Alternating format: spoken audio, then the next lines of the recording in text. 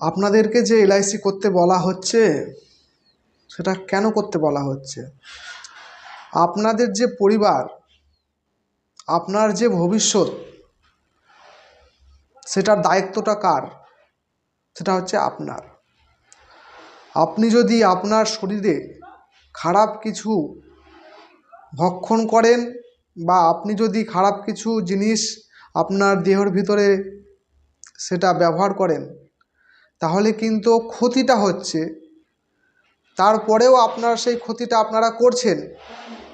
আর আপনাদের ভালোর জন্যে, আপনাদের পরিবার সুরক্ষার জন্যে একজন এলআইসি এজেন্ট যখন আপনাকে এলআইসি করতে বলা হচ্ছে, তখন বলছেন আমার টাকা নেই, আমার ইনকাম নেই।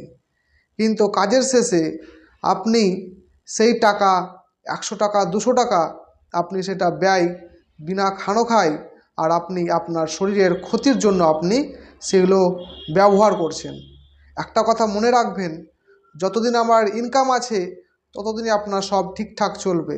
যখনই আপনার শরীর থাকবে না, আপনার ইনকাম থাকবে না, তখন কিন্তু আপনি একটি বিপদের মুখে পড়বেন। তার জন্য যেখান থেকেই হোক আপনি টাকা বাঁচান। টাকা বাঁচিয়ে আপনার পরিবারের জন্য, আপনার ভবিষ্যতের জন্য অবশ্যই একটি এলআইসি পলিসি করে রাখুন। আর একজন এলআইসি অ্যাডভাইজারকে যথাযথ সম্মান দিন, কারণ এলআইসি অ্যাডভাইজার আপনার পরিবারের জন্য তারা আপনাদের কাছে যাচ্ছে। তার নিজেরও যেমন পরিবার আছে, আপনাদেরও পরিবার আছে। আপনার পরিবারের দায়িত্ব কিন্তু আপনার, আর এলআইসি অ্যাডভাইজারের দায়িত্ব হচ্ছে আপনাদের সুরক্ষা দেওয়া। তার জন্য কারো যদি এলআইসি কারো ম্যাচুরিটি হওয়ার থাকে তাহলে অবশ্যই আমাকে জানাবেন। আর এই ভিডিওটি যদি ভালো লাগে অবশ্যই লাইক, কমেন্ট, শেয়ার আপনারা অবশ্যই করবেন।